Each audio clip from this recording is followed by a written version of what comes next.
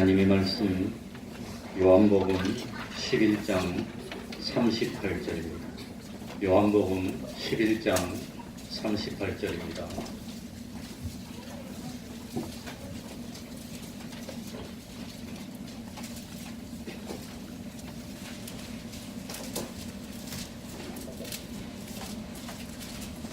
요한복음 11장 38절입니다. 제가 읽겠습니다. 이에 예수께서 다시 속으로 통분히 여기시며 무덤에 가시니 무덤이 굴이라 돌로 막았거늘 예수께서 가라사대 돌을 옮겨 놓으라 하시니 그 죽은 자의 누이 마르다가 가로되 주여 죽은 이가 나흘이 되었음에 벌써 냄새가 나나이다. 예수께서 가라사대 내 말이 너희가 믿으면 하나님의 영광을 보리라 하지 아니하였느냐 하신대 돌을 옮겨 놓으니 예수께서 눈을 들어 우러러보시고 가라사대 아버지여 내 말을 들으신 것을 감사하나이다. 항상 내 말을 들으시는 줄을 내가 알았나이다. 그러나 이 말씀 하옵는 것은 둘러선 무리를 위함이니 곧 아버지께서 나를 보내신 것을 저희로 믿게 하려 함이니이다. 이 말씀을 하시고 큰 소리로 나사로야 나오라 부르시니 죽은 자가 수족을 배로 동인 채로 나오는데 그 얼굴은 수건에 쌓였더라. 예수께서 가라사대 풀어놓아 다니게 하라 하시니라. 아멘. 지난주는 쓰려고 하더니 뭘 작정을 했는지 이번에는 좀 그래도 가득 찬 것 같습니다. 날이 추워야 되는 모양입니다.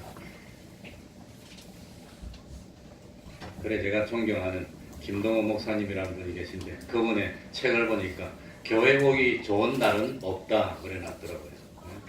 날이 좋으면 놀러 간다고 안 온답니다. 날이 추우면 추워서 안 나온다고 안 나오고 비 오면 기분이 좀 꿀꿀하니까 안 오고 집에 누웠답니다. 그래서 가만히 생각해 보니까 교회 오기 좋은 날은 결국은 없더라고 하는 겁니다. 하나님의 은혜입니다. 오늘은 요한복음에 기록된 8가지 표적 가운데 7번째에 해당되는 표적입니다. 예수님이 죽은 나사로를 다시 살리신 것입니다.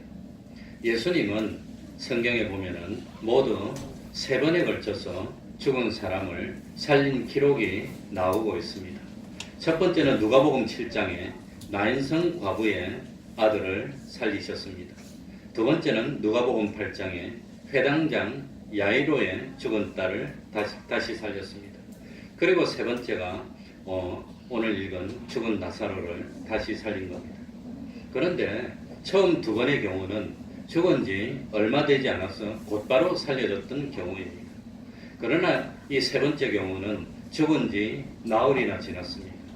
나사로의 몸이 이미 부패되어 냄새가 나고 있었습니다. 그런 나사로를 다시 살리신 것입니다. 그러니까 나사로가 죽었다는 사실을 시비할 수 없는, 누구도 그에 대해서 시비할 수 없는 그런 죽은 상태에 있는 것을 모든 사람이 다 알고 있는 것을 다시 살린 놀라운 표적을 행했다고 합니다. 왜 예수님이 죽은 사람을 살리는 표적을 행하였을까요? 왜 그랬을까요? 학생 같으면 아는 사람 손들을 해서 맞추면 선물 하나 줄 건데 왜 예수님은 죽은 나사로를 다시 살리시는 기적을 행했습니까? 왜 그랬을까요? 하나님 내 분포에 제가 키가 좀 안 좋았어요. 하나님은 들었는데 100점이네. 그래 제가 원하는 것은 본문에서 찾아야 됩니다. 텍스트에서. 그 이유가 42절에 보면은 뭐라고 되어 있습니까? 둘러선 무리를 위함이니 곧 아버지께서 나를 보내신 것을 저희로 뭐하려고? 믿고 구원을 얻고 그 결과 하나님께 영광을 돌리게 하려고 그랬다고 하는 겁니다. 그러니까 그 이야기를 계속해서 할 겁니다. 예. 그러니까 우리들이 예수님을 하나님의 아들로 그리스도로 믿고 구원을 이룰 수 있도록 하기 위해서 표적을 보여주신 겁니다. 그러니까 이 자리에 계신 분 중에서도 믿음이 없는 분도 있을 수가 있습니다. 그런 분들은 그래서 저는 어릴 때 어머니를 원수 1호로 여겼어. 왜? 그래 엄마한테 내가 철없을 때는 복수를 하려고 내 생각했어.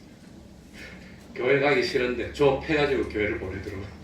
그래 내가 언젠가는 복수한다고 내가 이빨을 빡빡 악물고 교회를 갔는데 그게 신앙이 들어갔어요. 그래가지고 목사가 되려고 결심한 거는 한 초등학교 6학년 때입니다. 그리고 난 뒤에 뭡니까? 이 중고등학교 때 혹시 하나님이 없으면 어떡하나? 내가 얼마나 어리석은 사람인가? 그 의심이 계속 들었는데 언젠가부터 그 의심이 없어졌습니다. 없어졌고 그 다음에는 어쨌든지 바로 목사가 되려니까 좀 억울하길래 돈 좀 벌고 목사보다는 장로가 좀 대접받으니까 내 장로가 되면 안 될까? 그런 생각을 하다가 직장생활을 하다가 갈등을 느끼고 그리고 결심을 하고 사표를 내고 목회를 끼고 들었었습니다. 어쨌든지 제일 먼저는 예수님이 나사로의 무덤을 찾아 들어가는 장면이 나옵니다. 이 말씀을 통해서 믿음이 없는 분은 믿음이 생겨지기를 바랍니다. 그리고 믿음이 있는 분은 그 믿음이 성숙한 믿음이 됐으면 좋겠습니다. 우리 38절 39절 다 같이 한번 읽겠습니다. 이에 예수께서 같이 읽습니다. 시작. 이에 예수께서 다시 속으로 통분히 여기시며 무덤에 가시니 무덤이 굴이라 돌로 막았거늘 예수께서 가라사대 돌을 옮겨 놓으라 하시니 그 죽은 자의 누이 마르다가 가로되 주여 죽은 지가 나흘이 되었으며 벌써 냄새가 나나이다. 어떻게 보면은 산다는 것은 죽음의 공포와 끊임없이 전쟁하는 과정이라고 말할 수 있습니다. 산다는 것은 이 죽음의 슬픔을 지고 비틀비틀거리며 걸어가야 하는 잔인한 여정이라고 누군가 책에서는 잘 썼습니다. 그래서 우리의 의식 속에는 언제나 죽음이라는 그림자가 짙게 드리워져 있습니다. 사실 매일매일 죽는 연습합니다. 저녁에 잠들 때마다 자기가 어떻게 잠드는지 본 사람이 있습니까? 매일 잠들 때마다 몰라 그냥 자기도 모르게 탁 잠들고 저 같은 경우는 내 포고는 소리 또 내가 깨고 그냥 그랬다가 또 잠들고 이럽니다. 그러니까 매일 저녁에 사실은 죽는 연습을 그렇게 시키는데도 불구하고 죽음은 아직도 참 뭔가 불안하고 뭔가 좀 참 끔찍하고 그런 게 죽음입니다. 그래 참 그만큼 죽음은 굉장한 힘으로 우리를 끌고 가고 우리 인생의 최고의 막강한 영향력을 미치는 것이 죽음이라고 하는 겁니다. 저는 코가 안 좋아서 초등학생 1, 2학년 때부터 이 코가 막히고 안 좋았어요.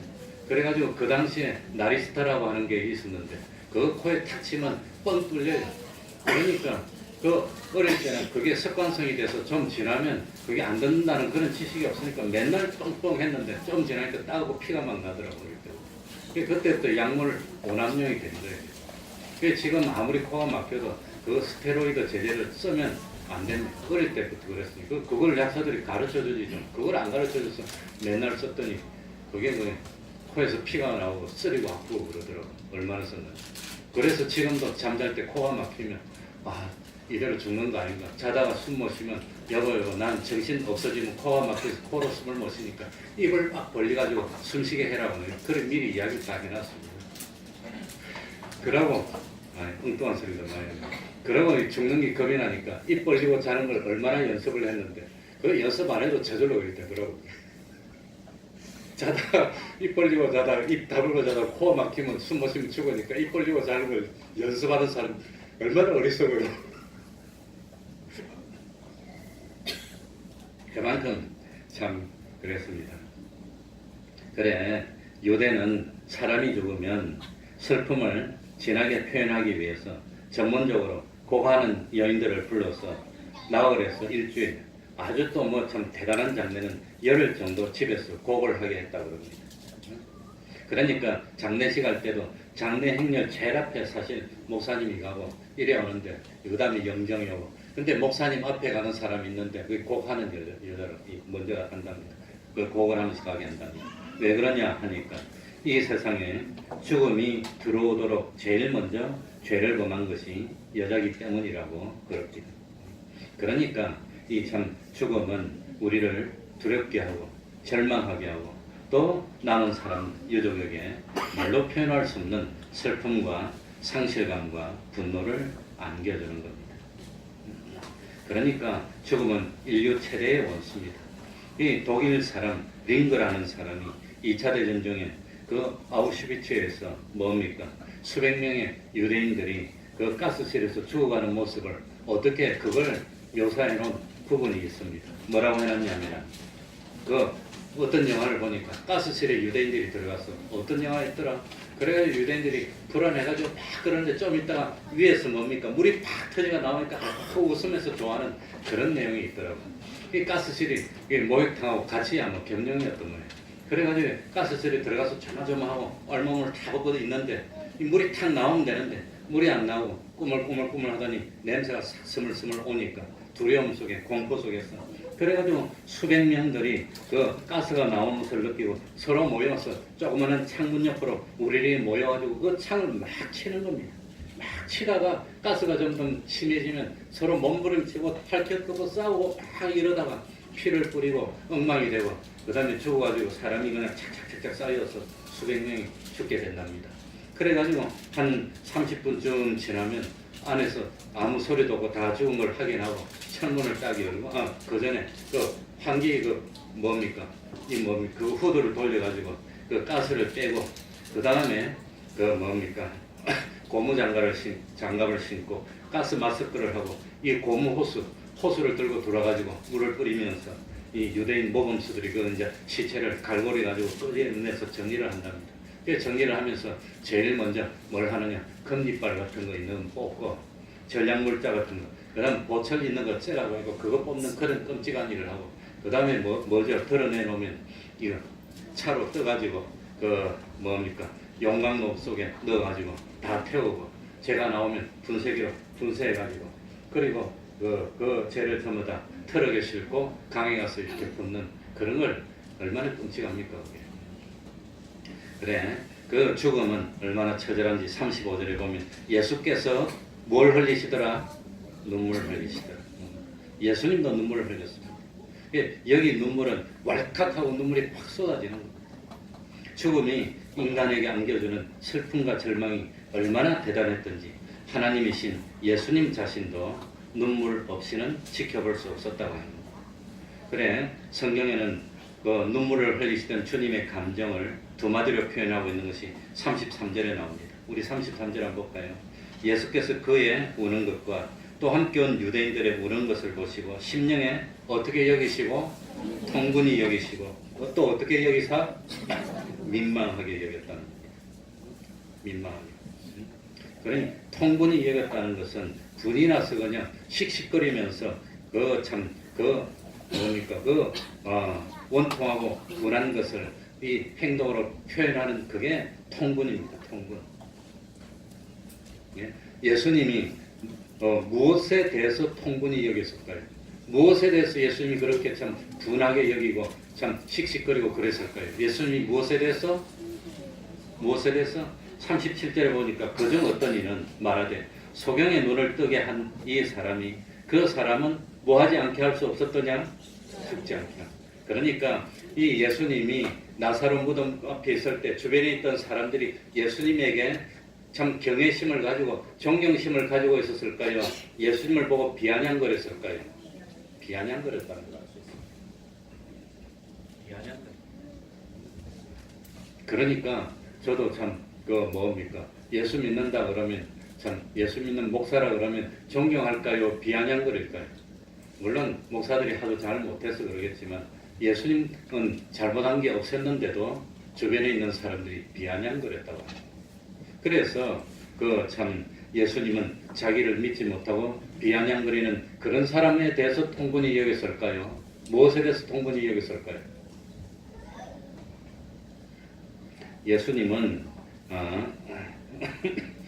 예수님은 무엇에 대해서 비아냥거렸냐? 그러면 참 그토록 그 사람들을 슬프게 만들고 더럽게 만들고 낭망하게 만드는 죽음의 권세에 대해서, 죄의 권세에 대해서, 그리고 마귀의 권세에 대해서 통분히 여기신 것입니다. 주변에 있는 사람이 비아냥거렸지만 예수님은 그 주변에 있는 사람들을 42절에 보니까 어떻게 여겼단 말입니까? 이 주변에 있는 사람들을 이 참 죽었던 나사로가 살아나오는 걸 보고 믿게 만들려고 만들었는데 주변에 있는 사람을 통분히 여길 이유가 없다는 겁니다. 예수님은 저처럼 그렇게 속이 좁은 사람이 아닙니다. 그래 저도 그전만 하더라도 여기 차가 불법 주차를 하고 있더라고. 어째 남의 건물 안에 있던 그런 차가 주차하고 있어요. 옛날 같으면 몰래 망치 들고 와서 내가 부셨어 그냥. 내 인격이 그 정도입니다. 옛날에 그런 말을 잘했는데 이제는 사실 저 불법 주차인데 지난 토요일도 됐어요. 하루 종일 됐어. 그래가지고 저녁에 내가 전화를 하니까 전화를 안 받더라고. 2번 했는데 안 받더니 나중에 전화가 와가지고 뺄까요? 이러더라고. 그러니까 내가 빼달라고 전화를 하는 거예요. 그래 오늘 저녁으로만 빼주시면 됩니다. 그랬더니 알겠다고 하더니 어디 사시는 분입니까? 그래 물어보니까 앞에 사는 사람이에요. 그러더니 오늘은 우리 교회 하는 줄 알면서 딱 대놨는데 솔직하게 말해서 부시고 싶은 생각이 하나도 안 들어요. 그럴 수도 있지. 이제 조금 내가 조금 나아지는 거만 나이가 많이 그전 같으면 가지고 바로 차고 망치라도 찍어야 되는데 지금은 별 미운 생각이 안 들어. 저 사람도 얼마나 될 데가 없으면 저 됐겠나 그런 생각이 들어요. 예수님도 옆에 비아냥거리는 사람을 미워하는 마음이 아니라 무슨 마음이 있었단 말입니까? 진실로 불쌍히 여기는 마음. 그게 긍휼이라고 하는 거예요. 그래서 그 사람들을 보고 통분히 여긴 게 아닙니다. 인간의 죽음을 두려게 한 마귀에 대해서 비판하는 민망히 여긴다는 것을 제가 책에 찾아보니까 이렇게 표현을 잘 해놨어요. 하나님 자신이 죽음의 슬픔과 공포 아래서 참 학대받는 인간의 처지로 내려오셔서 그 고통을 자기 것으로 맛보시는 심령을 나타낸 단어가 뭐란 말입니까? 그걸 민망이라고 해놨더라고요. 그러니 참 예수님은 하나님이시지만 우리 인간의 몸을 입고 사람이 되어 오셨기 때문에 사랑하는 자의 죽음, 사랑하는 자를 죽음에 빼앗기고 슬퍼하며 고통하는 사람들의 마음을 고스란히 받으셨고 그 슬퍼하는 사람과 똑같은 심정을 느끼시고 뭐라고 표현했단 말이죠? 민망하다고 표현했다. 그러니까 우리들이 통분히 여겨야 될 대상은 누구지요? 우리의 원수는 누구지요? 마귀가 원수입니다. 마귀. 우리의 원수는 마귀지 옆에서 뭐라고 해서는 그 사람들이 우리의 원수가 아니라는 걸 깨달아야 됩니다. 그건 아무것도 아닙니다. 그게 아니라 우리를 죄짓게 하는 게 우리의 원수고 사실을 주의를 지키지 못하게 하는 그게 우리의 원수고 참 성경 읽지 못하게 하고 기도하지 못하게 하고 구원 이루는데 방해하는 그게 우리의 원수라는 걸 그걸 깨달아야 됩니다. 그걸 믿습니까? 그걸 깨닫는다면 그건 정말 됐다고 합니다. 그래 오늘 본문에는 나사로라고 하는 사람이 죽었다고 나오는데 이 성경에 나사로라고 하는 이름을 가진 사람이 죽은 기사가 2번 나옵니다. 2번 나오지요. 한 번은 누구지요? 누가복음 16장에 나오는 누구 나사로? 거지 나사로예요. 오늘 본문에 나오는 나사로는 거지 나사로가 아닙니다. 19절에 보면 많은 유대인이 마르다와 마리아에게 그 오라비 나사로가 죽은 일로 위문하러 왔다고 되어 있습니다. 그러니까 여기 나사로는 마르다와 마리아의 오라버니 나사로고 죽었을 때 많은 유대인들이 온 것을 보면 나사로는 그 마을에서는 다 서로 알려졌던 인물로 생각이 됩니다. 그리고 그 누이 참 마리아는 이 300데나리온이나 되는 값비싼 향유를 예수님께 부었던 마리아니까 300데나리온이면 300일 일한 품삯의 되는 데나리온인데 그걸 가지고 있을 정도의 참 여유가 있었던 그런 삶을 살았던 나사로입니다. 그래 당시 유대인들은 사람이 죽으면 적시 장례를 지냈습니다. 더운 지방이어서 시체가 금방 부패했기 때문입니다. 그래 저도 실감이 나는 게 우리 어머니가 돌아가셨을 때 토요일 날 돌아가셨는데 그 토요일 부산에서 돌아가셨으니까 저는 서울에서 주일 준비하려고 금요일 오후에 올라왔다가 토요일 날 돌아가셨다는 연락을 받고 그래 장례 치르기 위해서 내려갔습니다. 내려갔더니 벌써 입간이 되어 있더라고요. 아니 내가 큰 아들인데 어머니가 입간도 못 봤으니까 관 열어가지고 한번 보자고 내가 그랬어. 그러니까 장의사가 집에서 장례를 지냈는데 우리 집에서 장의사가 보지 마시라고. 나 목사인데 장례식을 200번 넘게 했고 이런 거 여러 번 봐서 괜찮으니까 괜찮다고 늘 열어보라 그러니까 오랫동안 앓다가 돌아가신 분들은 금방 하니까 안 보는 게 차라리 낫대. 그래도 괜찮으니까 열어보시라고. 그래 관 뚜껑을 여니까 덮어놨는데 시커멓게 보이더라고. 하루인데 시커멓더라고. 다시 덮어요. 그러니까 유대에도 그 참 죽으면 곧바로 장사를 지내고 예수님도 십자가에 달렸다가 죽음을 확인하고 어떻게 했습니까? 곧바로 장사를 지냈다고.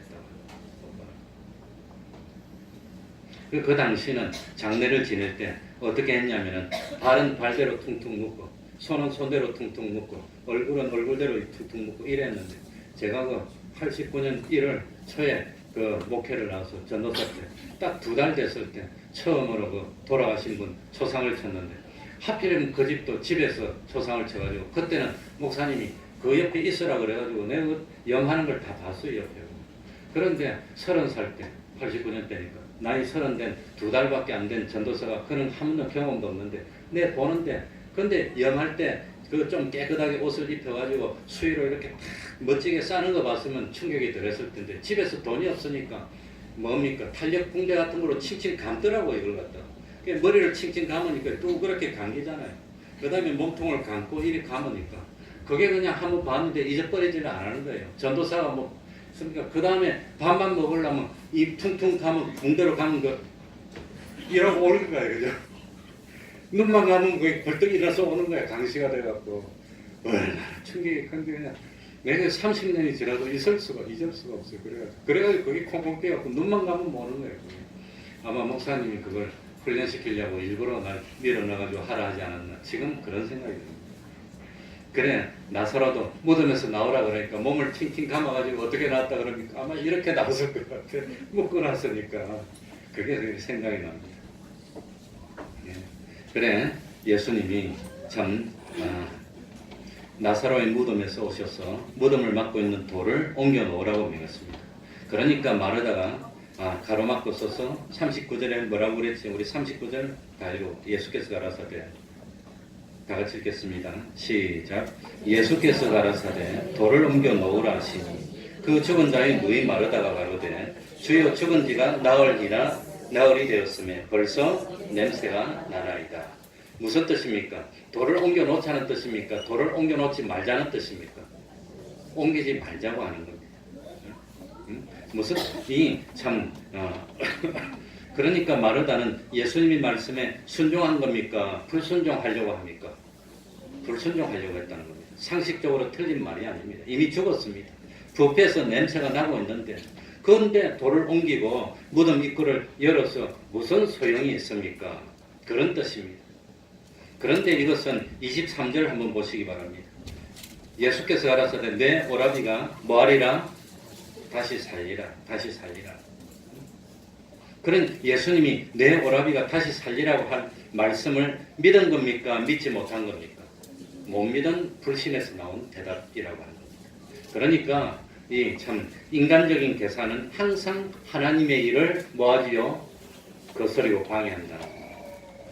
사람의 생각은 하나님의 역사를 방해한다는 겁니다. 누가 그랬지요?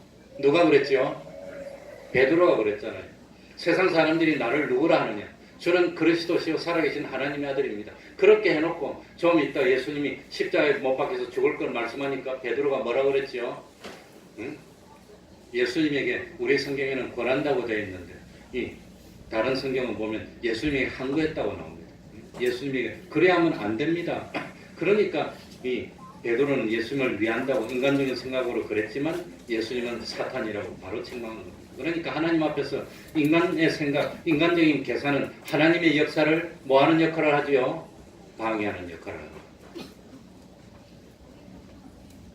40절에 마르다야 내 말이 네가 뭐하면 믿으면 하나님의 영광을 보리라 하지 아니하였느냐 하시는데 마르다야 왜 내 말을 믿지 못하였느냐? 왜 의심하느냐 하면서 마르다의 신앙을 일깨워 주시는 사랑의 질책입니다. 마르다는 베드로와 함께 역사적인 신앙 고백을 한 이 인류 중에서 두 사람 중에 한 명이었습니다. 27절에 보면 주는 그리스도시요 세상에 오시는 하나님의 아들이신 줄 내가 믿나이다라고 고백했습니다. 베드로가 고백하고 칭찬받은 것과 같은 고백을 했습니다. 24절에 보시면 마지막 날 부활에는 다시 살 줄을 내가 뭐하나이다? 아나이다 라고 예수님의 재림과 부활을 믿는다고 고백했습니다. 기가 막힌 신앙 고백입니다. 재림을 믿고 부활을 믿고 예수님을 하나님의 아들로 구세주를 믿는다고 신앙 고백을 했습니다. 부활을 믿지 않으면 그거는 구원의 믿음이 없는 겁니다. 부활을 믿는 것이 기독교 믿음의 핵심입니다. 그런데도 예수님이 무덤을 막고 있던 돌을 옮기라고 하니까 마르다는 무덤을 막고 있는 돌을 옮기라는 말씀에 순종하지 못했습니다. 이미 죽었고 부패했고 냄새가 나고 있는데 무덤을 막고 있는 돌을 옮겨서 뭐 하겠느냐는 것이 마르다의 생각이었습니다. 우리는 이것을 뭐라고 부르지요? 마르다의 모순이라고 하는 겁니다. 우리 다 같이 해봅시다. 마르다의 모순. 분명히 예수님을 구세주로 믿습니다. 분명히 예수님을 하나님의 아들로 믿습니다. 또 부활을 믿는다고 하면서도 지금 예수님이 죽은 나사로를 살린다는 것을 부인하고 의심하고 있다고 하는 겁니다. 마지막 언젠가는 부활할 것을 믿지만 지금 죽은 나사로를 살릴 수 있는 예수님의 능력을 뭐 한단 말입니까? 부인하고 있다고 하는 겁니다. 이것이 유명한 마르다의 모순이고 오늘날 우리